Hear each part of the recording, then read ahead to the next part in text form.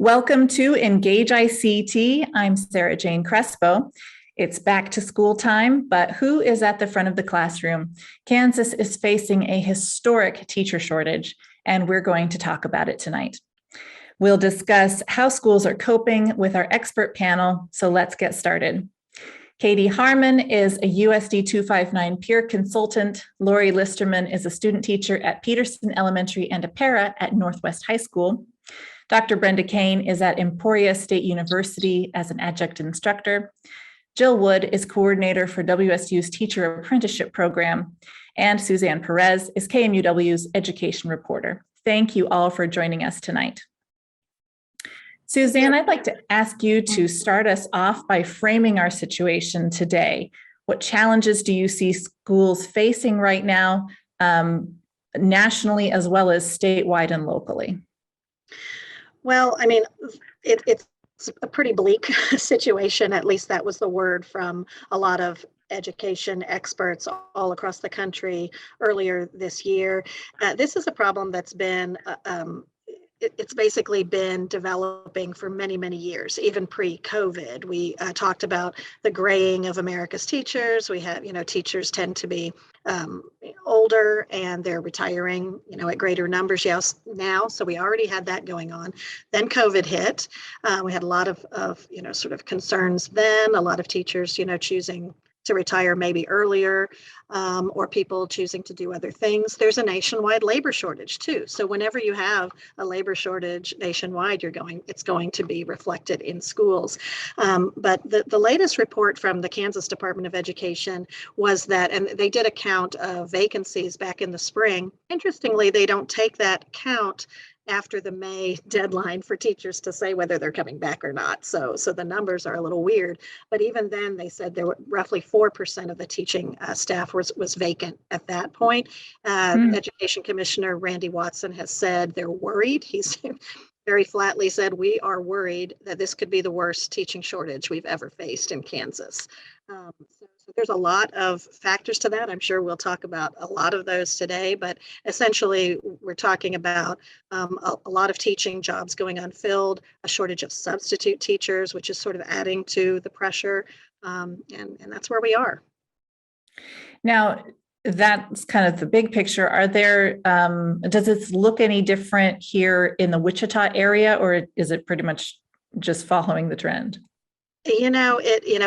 What I'm hearing from a lot of educators, superintendents, those sorts of people, is that it is pretty consistent no matter if you're a rural district or an urban district. It's just a matter of scale. So Wichita obviously has a need for more teachers. So, statistically they might have, more vacancies, but relatively, a lot of the rural districts are really, the teaching shortages are hitting them really hard just because, it's hard to get some folks to those communities, period. So, but on the whole, we are hearing that it's not necessarily just an urban problem or a rural problem. It's pretty much consistent wherever you live. Wow. Well, I definitely want to get to some solutions in a little bit, but let's talk more specifically about what we're seeing in the classroom. So I want to come to you next, Lori. And as a para and as a student teacher, can you describe some of these real world results of these?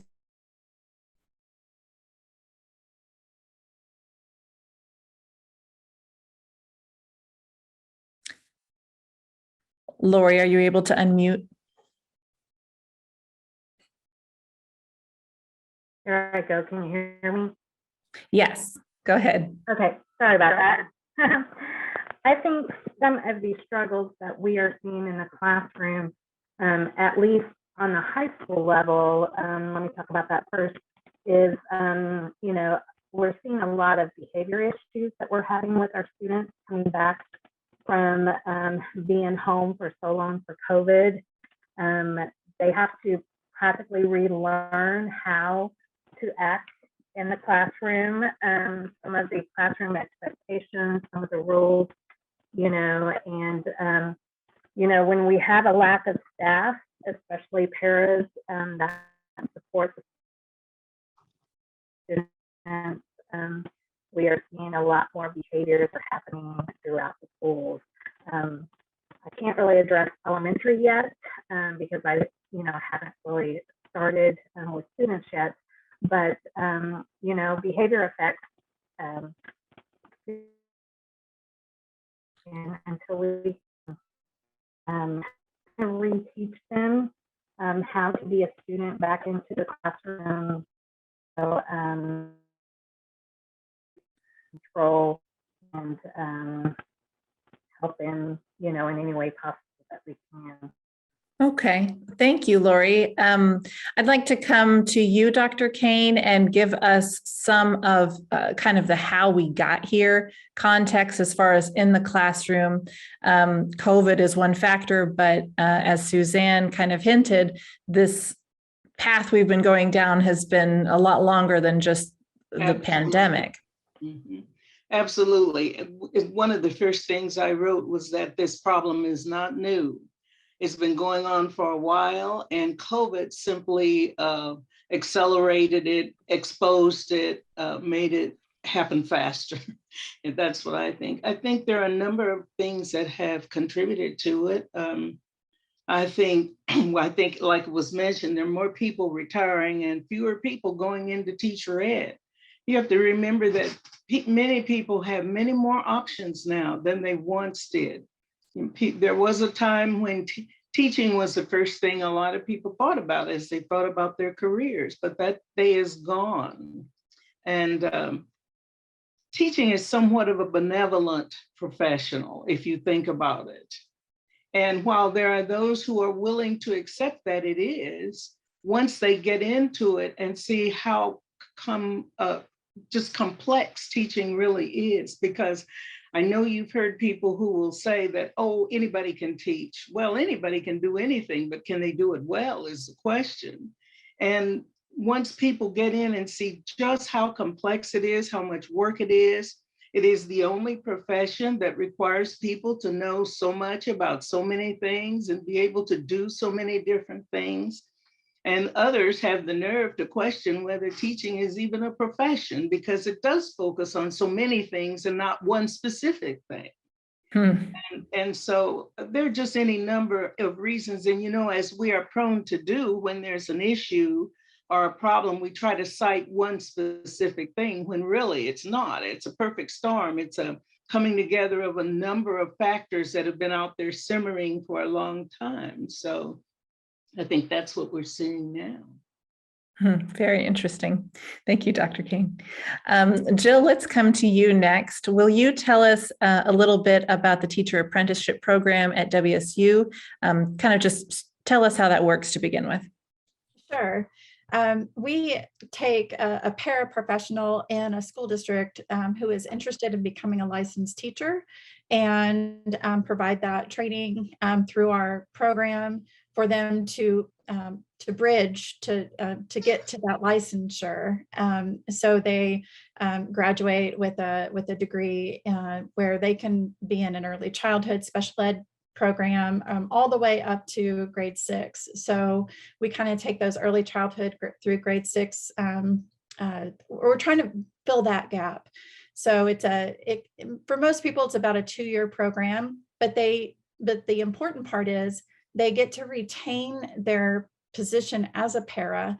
That's one track, and they don't have to quit their job for that student teaching semester. So that's something that really holds people back, is the fact that they would have to have no income for one semester, but our program kind of bridges that gap a little bit.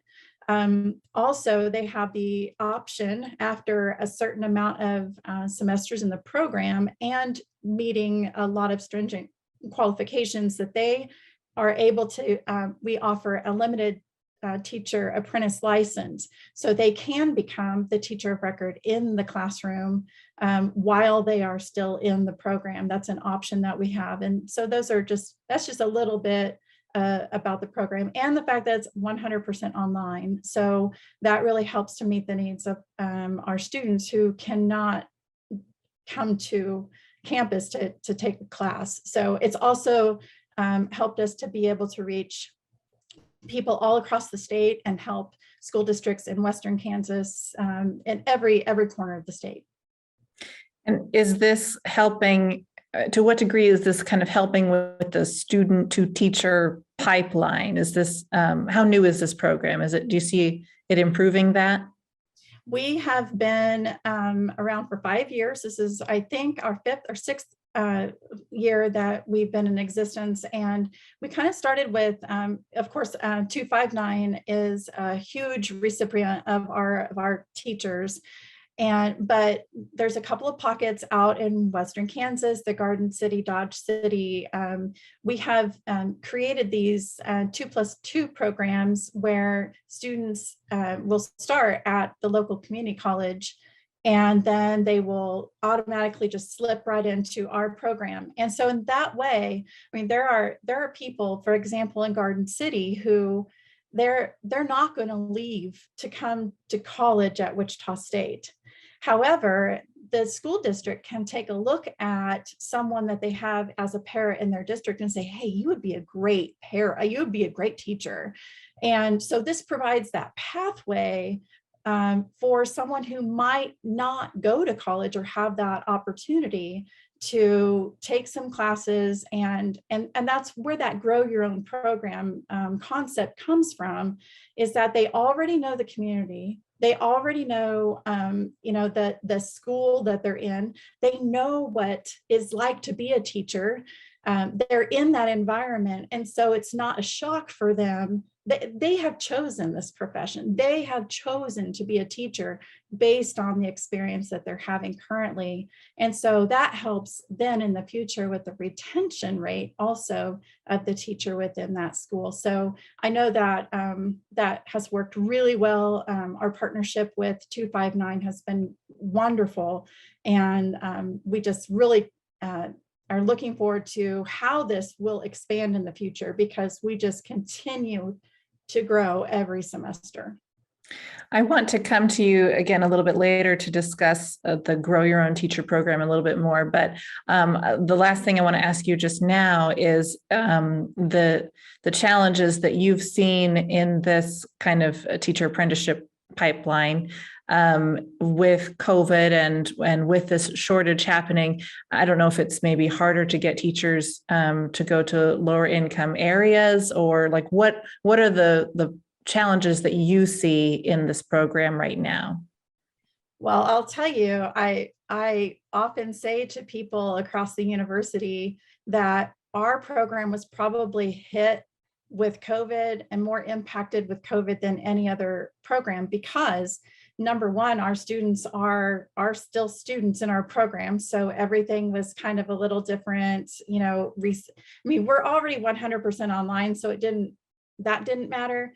But we had students that all of a sudden couldn't meet their internship requirements because they're in a school where that was shut down. And so we were inventing ways, okay, how can we creatively get you with students in front of a camera teaching or whatever. But the COVID fatigue that people talk about, our students, our teachers also. And so they felt that all the way through their bones, that it was so hard. And so, but the great thing is, our students stuck it out. I mean, they're in a program, they're in it, and they want to be teachers. And so through those challenges, we've really tried to support them in every way.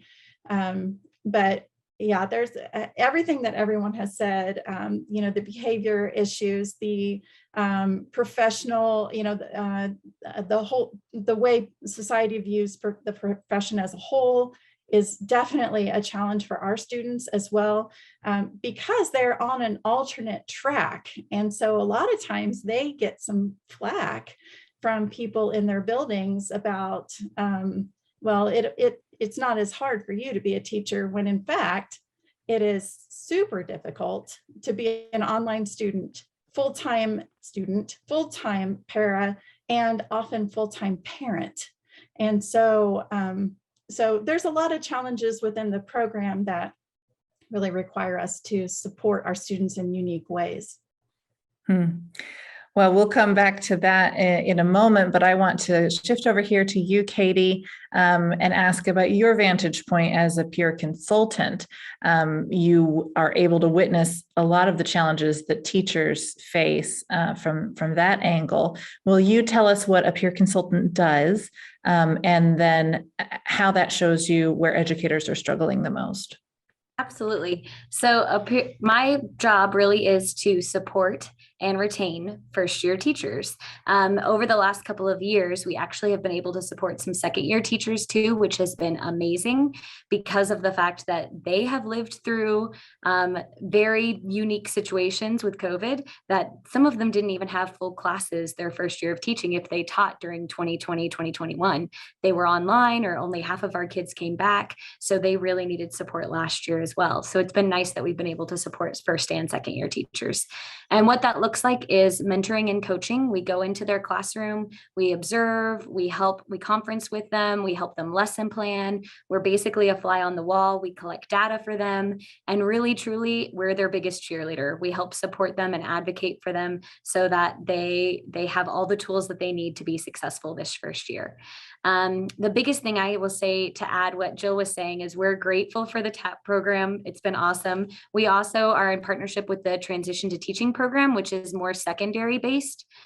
So our secondary teachers that have a degree in another content area such as math, science, social studies, then they enter the Transition to Teaching program, which I believe Southwestern, Fort Hays, there's several of our colleges that are doing that program, that then they can transition into a teacher as they're teaching. So their first year is teaching, and they're taking their education classes while they're doing their first year.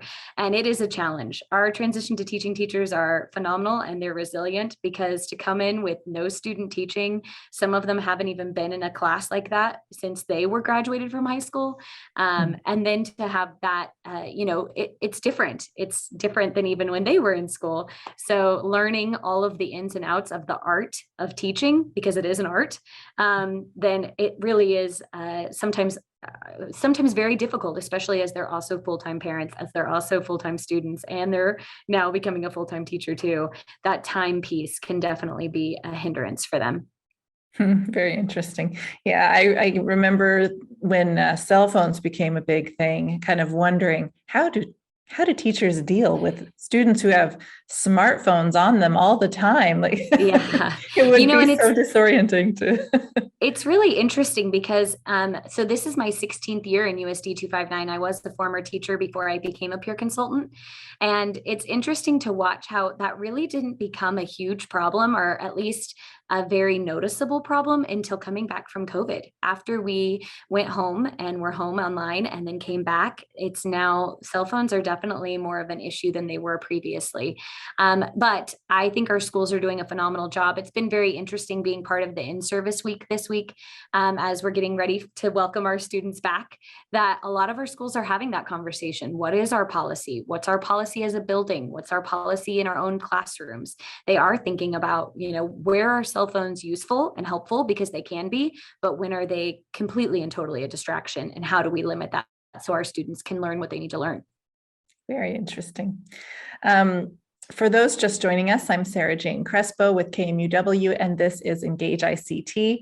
We're talking about how schools are coping with a shortage of teachers with USD 259 peer consultant Katie Harmon, paraeducator and student teacher Lori Listerman, Emporia State adjunct instructor Dr. Brenda Cain, WSU teacher apprentice program coordinator Jill Wood, and KMUW education reporter Suzanne Perez.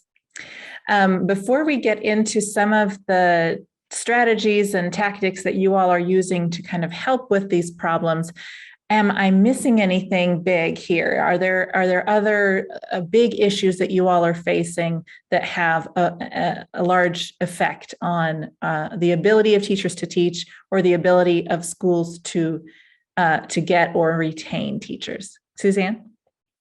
One thing I'd like to note that has sort of been hinted at now, but it's not an overstatement to say that the political atmosphere has really put more pressure on teachers, and maybe has sort of made people hesitate toward being a teacher. I mean, we're talking, schools especially during COVID, became kind of ground zero for the culture wars. We had battles, huge battles over masking, over COVID protocols.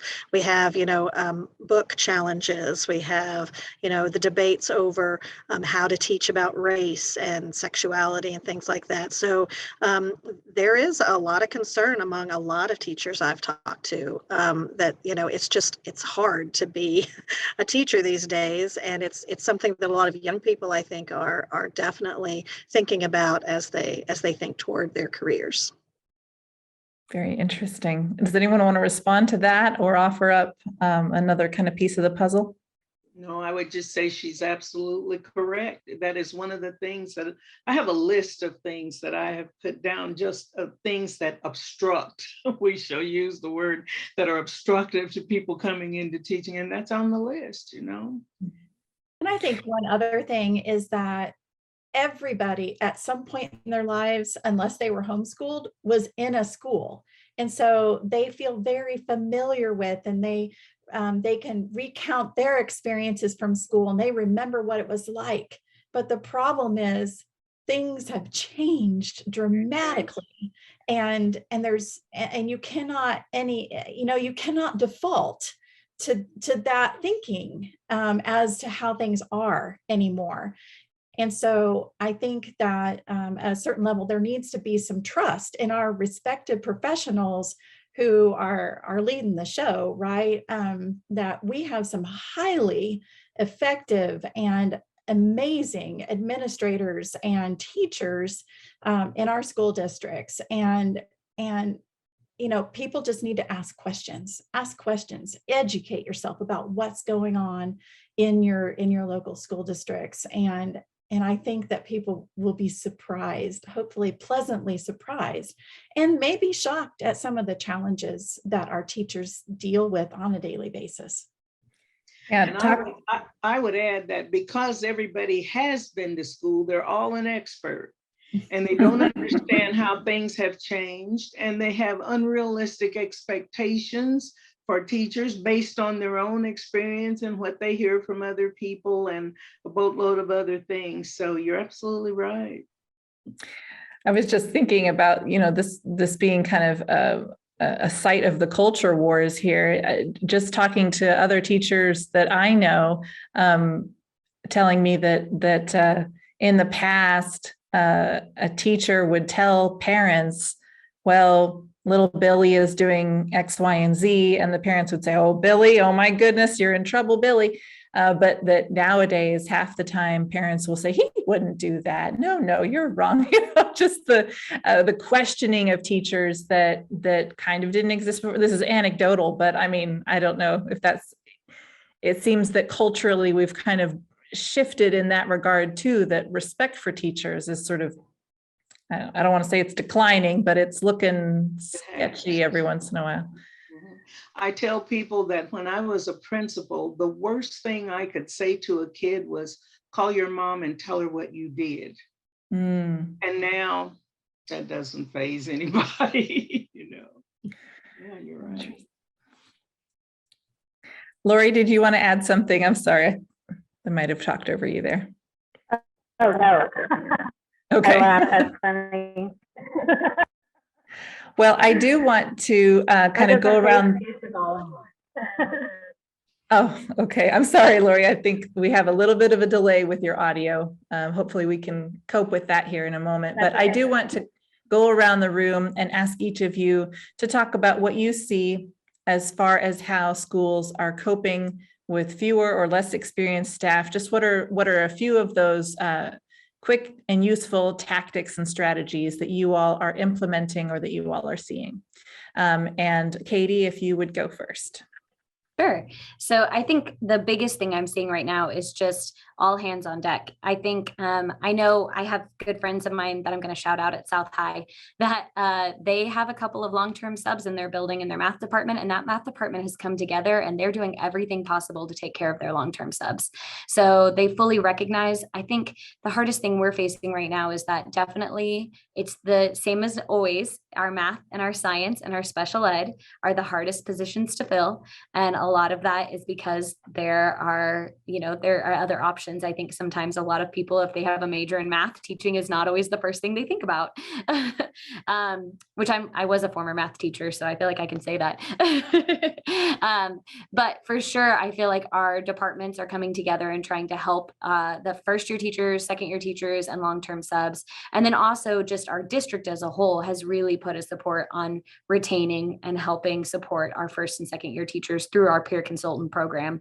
There's currently 13 peer consultants, 8 at the elementary level and 5 at the secondary level. And we support between 15 and 16 teachers, depending on exactly how our caseloads shake out, usually in between 6 to 7, sometimes 8 buildings. And we're able to give them one-on-one support and really help them make it through this first year. And especially our TAP and transition to teaching teachers, we find that just having that person who's a district support that can come in, spend that kind of quality time with them on the regular basis is what's helping keep our transition to teaching teachers and TAP teachers. Okay. How about you, Jill? Do you have some that might be relating to those tactics?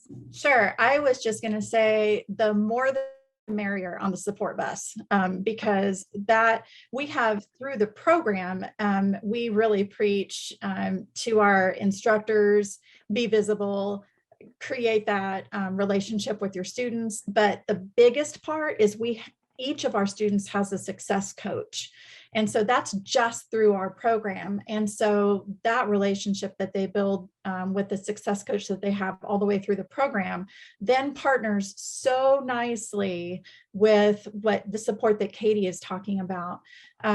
One of the things I've been involved with some recruitment and retention meetings, and hopefully will be part of a task force for KSDE in the upcoming years, about expanding the mentoring, that our first and second year teachers are not the only ones who need support. We really need to build that support for a person for their career, and not just dropping people when we think that they've got it. You know, we all need support in certain areas, and that kind of comes back to that culture of the school and building that support in. The only problem with that is that's asking more of the teachers who already have a lot on their plate to mentor a group. And so where does that support come from? Where does that money come from? And one of the ideas that we had in the meeting I was just at a couple of weeks ago is to have that mentoring would be state supported with whatever money we can find, which is not very much, but it could be a profession in and of itself. You become kind of like Katie as a peer consultant, more of that, and maybe not just within a district, but we've got ag teachers and FCS teachers and music teachers who they might be the only one in their district. If they have a small district, they're the only one, or they're the only one in their building. Who can mentor them in that situation? So creating more of a statewide mentoring system with some of our with all of our teachers. And I think when we all feel like we're in it together, it's easier, like Katie said, the all hands on deck approach. If you can create that support, then you're going to retain teachers, because teachers don't leave a job. They don't leave a profession. They leave a building. They leave people. And we got to create that atmosphere where they want to be there and they feel supported. Very interesting. Okay, Lori, how about you in the classroom? What are some of those tactics and strategies that you see teachers using, that you all are using and implementing to kind of help with this lesser staffing issue? Well, I have seen from experience that, we all know that we're shorthanded. We never have enough paras. We never have enough substitutes. Teachers are showing up when they really, because they're sick and they don't feel like anybody will be there to take their place. So I have seen that because we know that there is a shortage in teachers and staff. We're all picking up and we're helping. Because, you know, number one, our kids are number one. You know, we need to look out and make sure that we're filling what they need. And so, you know, I have seen our staff at our building really come together and help each other more than normal, because we all know that we're tired, we're wore out, we're overworked, you know, that we don't have enough people, and we all want to do what's best for the kids, and we work together and we pick up and hey, you need some extra help here, rather than take some time doing something else. We pick up. Thank you, Lori. I've seen it in a positive way where, you know, it has really brought our staff together. Okay, thank you very much, Lori. Let's come to you, Dr. Cain. What are you seeing folks doing to kind of bridge this gap? Well, I'm not in the schools on a daily basis, so I'm not a good one to answer that. Okay, well, I do want to ask about the Grow Your Own Teacher program a little bit more. Jill, can you start us off with just what that is and how that works? Sure. Kind of like what I mentioned earlier, it's really at grassroots in a school district. They are identifying people within their system or within their communities who would be a good teacher. So sometimes this starts with the CTE programs where there's a teacher ed track in high schools. And so there are high schools that have those career and tech ed tracks, and we get students in that way. And that's one way that districts can identify some of those future teachers at a really young age. However, most of the time it comes from the paraprofessionals that they already have on staff, but also substitute teachers. I have had a number of administrators in the past 6 months who have contacted me saying, we have this phenomenal sub. She is the most requested sub for everything. And she already has a bachelor's degree in something else, but we think she would be great. And it's the same with so many different people that I think administrators are just learning how to become aware of, oh, I can get this person. And instead of hoping that somebody applies for the job, I can identify someone that's already in my district, that is vetted in the community, knows our system, and that we already have confidence in their abilities. And so then my job the past couple of years has been to get this program information in front of administrators. So we have done a lot of visits to different school districts and presented to different administrators groups, because there's a missing link there, and then they don't know about some of these programs that can help them. And so I have fielded a ton of questions, especially in the last couple of weeks, about we don't have anybody. We have 0 applicants for this position. How can we get this person in this classroom? Because they are going to be great. They just don't have the credentials right now.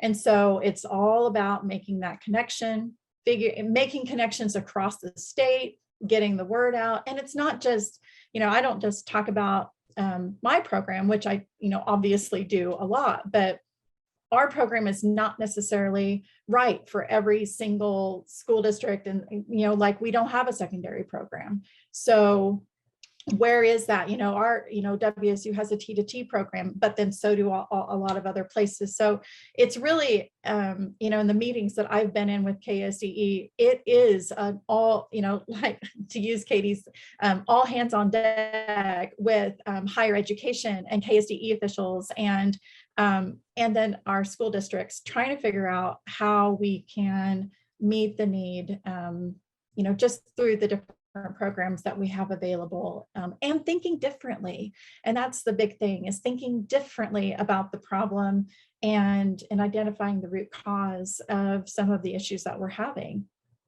I'd like to piggyback on that if I can, and just say, I feel like that's definitely been something that our district has really focused on in the last year, has been how do we train substitutes so that they do want to stay, and that hopefully our principals can then encourage them to think about what other programs they might be available to participate in, that then they could become official teachers as well. So I know we actually offered a welcome to WPS workshop that was 2 days prior to our new staff orientation, so that our first and second year teachers, as well as teachers that were new to our district, could have an opportunity to learn more about our district and start off on a really strong foot.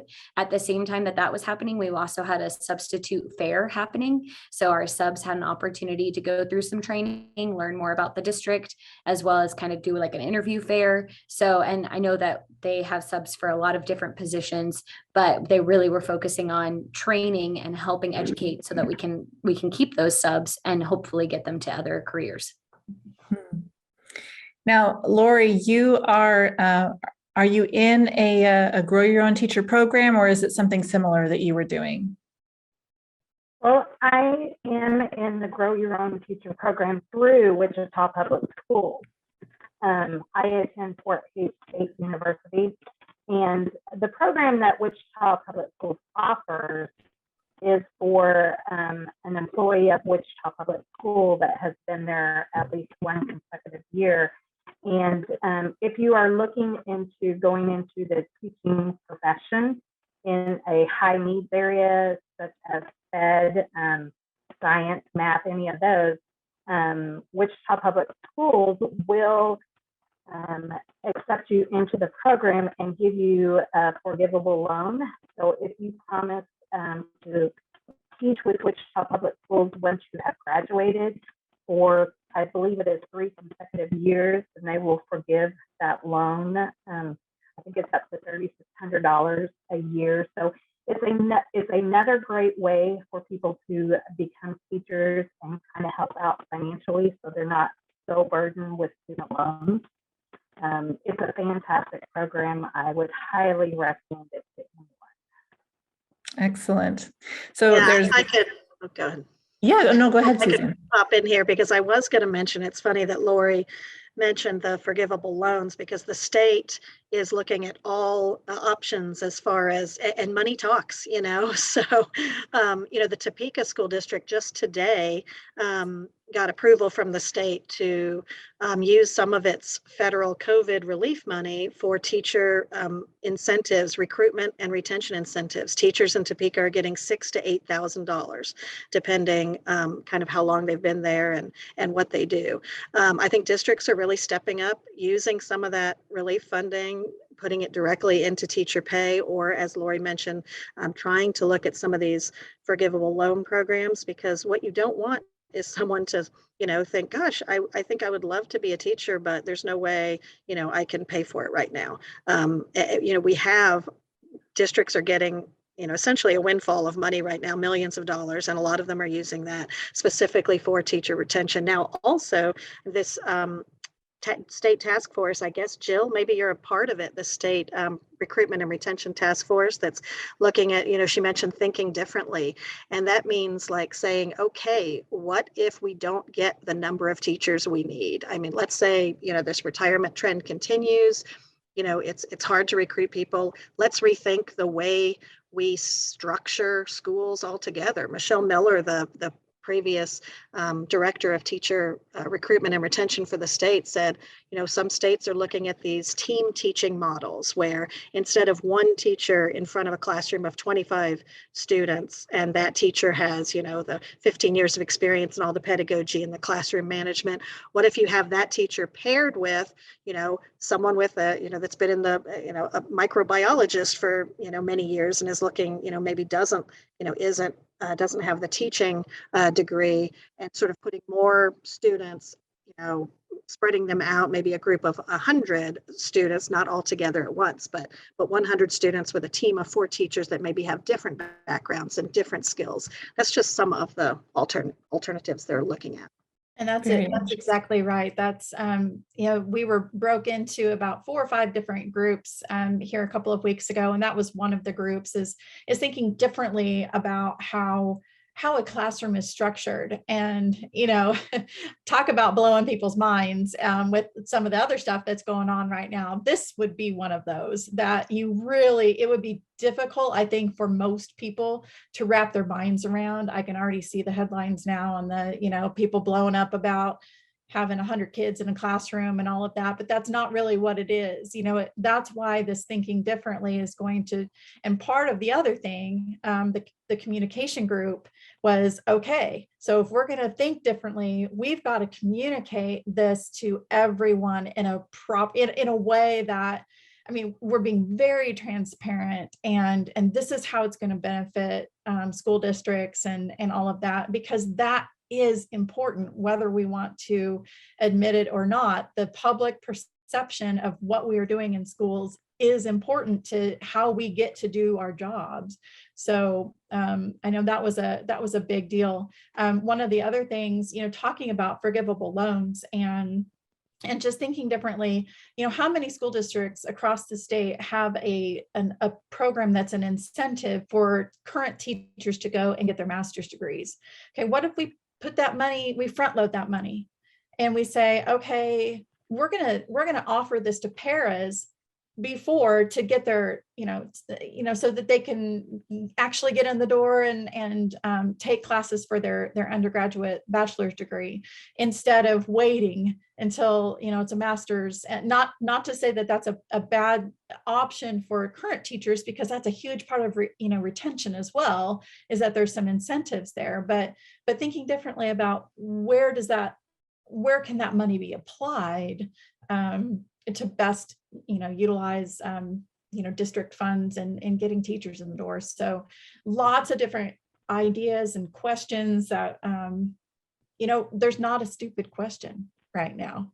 And there's really not a stupid answer. It's all, we're just putting it out there and saying, hey, we're all ears. Very interesting. So, we've heard a lot about how we are supporting people who are in kind of the professional realm, at least on some level, getting them into the door to be teachers or helping to retain them. But we were talking just before this event began about the Future Teachers Club, or Future Teachers of America, which Dr. Cain, you were in that. Is that correct? When you were a student? I was. Seems like 100 years ago. And I was telling my daughter, I hadn't thought about it for such a long time, but I think I was in the 9th grade or 8th grade, and we met regularly. And I remember going, after I got out of class, I went to an elementary school and helped the teacher do some things.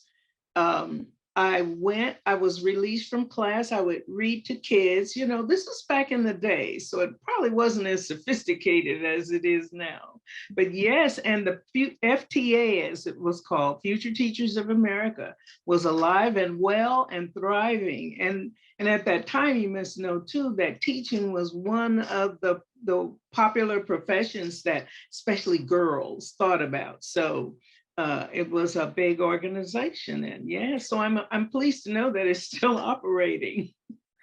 Did you find it to be really inspiring to you? Yes, well, yes, but then all I've ever wanted to do was teach anyway. So yes, it was just one more thing that said I was doing the right thing. Can anyone else talk about that program? I feel like someone else was mentioning it happening in Katie, it was you. Go ahead. Just that there currently in Wichita Public Schools, high schools, there are the Future Educators of America programs available. And then some of our high schools are even offering specific career classes as options. So I know South High for sure has a teaching as a profession class that is taught by one of the teachers in their English department, actually, who's amazing. And then they even have an internship partnership with that is run by one of the counselors who will kind of similar to what Brenda was saying, where they get time to actually go and observe teachers, specifically thinking about that. I know last year South High was able to take their students to Truesdale Middle School, and they specifically observed teachers at Truesdale Middle School, their seniors did, so that they could have that opportunity to see what it looks like in practice, but with the mindset of not just watching as a student, but as a future teacher. So yeah, a lot of our schools are starting those kind of programs. That's very good. So another thing that I wanted to address with you all is the idea that a lot of parents will be wondering, with all of this in the news, how is it affecting my student, my children? Is the quality of their education at risk? Where, at what point should we get worried? What can we do about it? And I'm wondering if you all can address that for me. And maybe Suzanne, is there something that you can add to that topic? Well, that is the big question, isn't it? That how does it affect your kid in your school? It's so case by case. One thing I will add is that it's not just the teacher shortage that's affecting kids right now. There are shortages all across education. So it really is. Superintendent Alicia Thompson in Wichita put out a pretty desperate call last night for bus drivers because, there's a huge shortage of bus drivers. That's going to affect kids in a very direct way. It could potentially mean, longer bus rides or, longer routes or walking more or what have you. We don't know exactly what the fallout's going to be from that. But cafeteria workers and, it's just not, it's not just teachers. Now, what we have heard statewide now for many years is that we have a lot of districts using subs, full-time, long-term subs to fill teaching vacancies. And that is a worry. If your child is in a biology class that's being taught by someone that doesn't have a biology degree, I think that's a legitimate concern. How we quantify that is going to be pretty tricky, but I think there are some concerns, certainly here locally and across the country about that. Okay. Jill, would you like to contribute to that topic as well? Sure. I would just say that, that I know that I hear my own students, I have my own little group. I'm a success coach in the program as well. I have my hands and everything. And, but, we have about 600 students and I get pieces of stories here and there and the struggles and the challenges that my students see. But I'll tell you one thing is they are doing their very best in that classroom every day. I had a student actually last semester who went out of her comfort zone and decided that she wanted to vary her experience because she had been in a 6th grade classroom. So she befriended a 2nd grade teacher and was going to go teach a lesson in 2nd grade just to broaden her horizons, right? So she got the standards that, social studies and ELA standards and she was gung-ho and she created this beautiful lesson. She took it to the teacher and the teacher said, these kids are not 2nd graders. You have to look at them as being 1st graders because they lost so much. And so, so there's a lot of what I'm trying to say is there's a lot of adaptation going on. There's a lot of trying to catch up. There's a lot of that. And I think that we can't be too hard on our kids. I have kids myself and, I haven't, in some of their situations, I haven't necessarily seen the teacher adapt to the learning loss. But then they've had some wonderful teachers that have been like, yep, we get it. They can't read and write like the other classes that have come through. And so I think a lot of it is just grace, having grace for the situation. We can't expect our kids to bounce back in a year. We just can't. And so I think that we need to just really look at the support that our teachers are trying to provide for every student and really try to meet all of those needs. and just have that grace and flexibility with how things are right now. It just is. There's not anything that we can do about the situation we've been in for the last couple of years, but we can adapt to it, and we can be positive and support our schools and support the teachers and what they're trying to do. And I think through that, we're going to see our students grow. Oh, I have a question. Yes. Around that. So have the state tests been suspended as a result of COVID and all of this?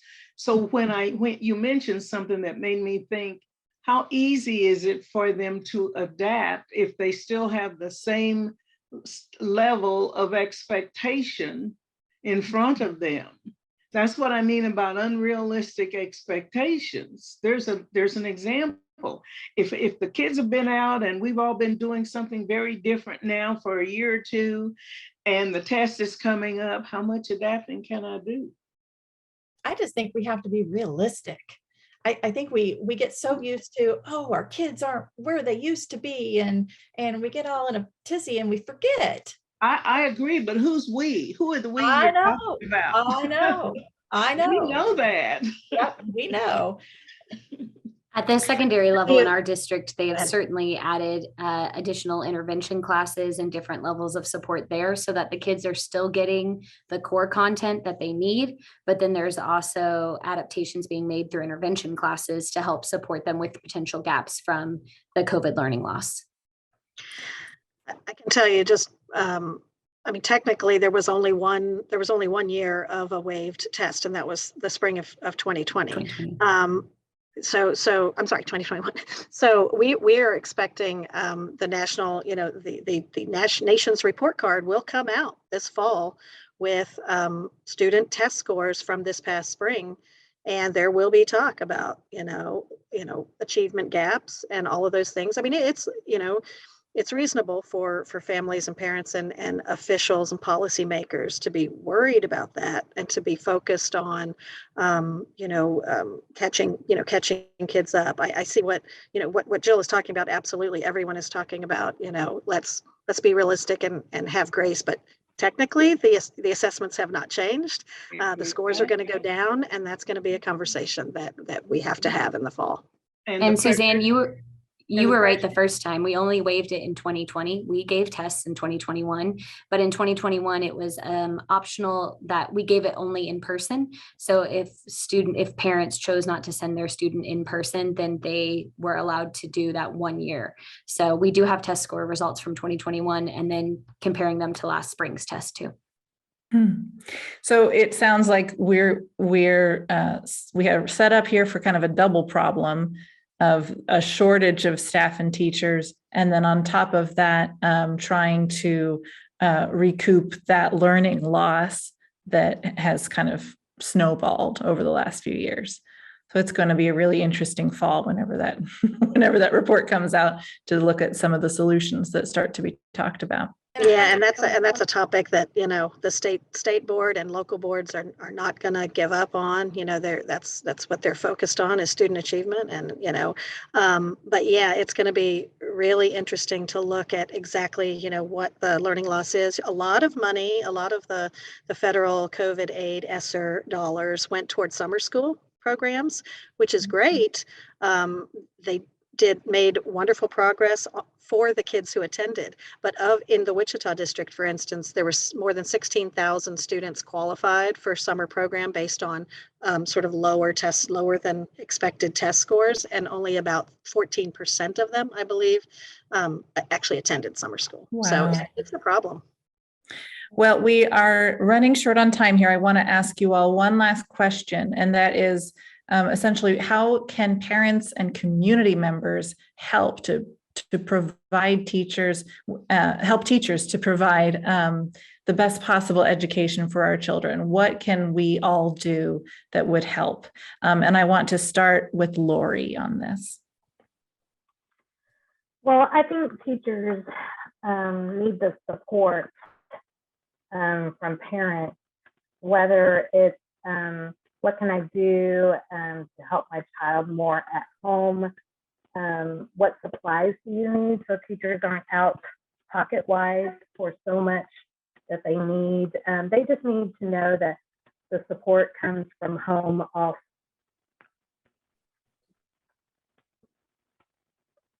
Okay. How about you, Brenda? What do you think? Dr. Cain, what do you think would be the best? I agree with Lori. I would extend it and say not only parents, I think the public needs to take a look at its attitude and its support of public education in general. I think parents for sure, but I think the public needs to show teachers, educators, that they are valued and give support as well. Jill, how about you? I would completely agree that support needs to be there. If there's if a teacher or a parent disagrees with something that's happening, there needs to be a conversation that happens. I think it's so easy now to just take to social media and blast teachers, and that's not going to help anyone at all, especially the student in the situation. And so I think both teachers and parents and school districts, the more the lines of communication can be open, and the more we assume the best in what the situation, instead of automatically defaulting to, this is a bad situation, I'm going to blast it on social media. Let's give everyone the benefit of the doubt that we are trying our best, because I would say most of us are, if not all of us, are trying our best every single day when we show up in that classroom. So I would say some patience and grace and assuming the best. And that's how you support the teachers in your schools. Katie, what do you think? I couldn't have said it better than Jill. That was 100% right on. I do feel like our district as a whole has been, we are going through restorative practices training right now. And restorative practices really is focused on building relationships and creating a trusting and safe environment with our community as much as within our school and with our students. And, we find that people are bringing such different and varied experiences to the table, and that their experiences can sometimes change how they view what is happening in that building or in that classroom. So I agree, having those conversations, building that relationship with the teacher just as much as allowing that teacher to build the relationship with them. And then of course, we will never say no to supplies. Like, please, I can never have enough whiteboard markers, bring them on. So that is definitely a way that they can support too. Okay. Suzanne, how about you? Anything that kind of didn't get mentioned or something that you'd like to bring up? Well, one thing I'll add, and we talk about supporting your child's teacher, but Dr. Cain mentioned sort of support from the community. A lot of I just think I hear from a lot of schools and teachers that we want volunteers again. We're ready for volunteers again. There are all sorts of programs in public schools that one I'm involved with, where you read to a third grader. It's the United Way Read to Succeed program, for instance. It's just a half an hour once a week.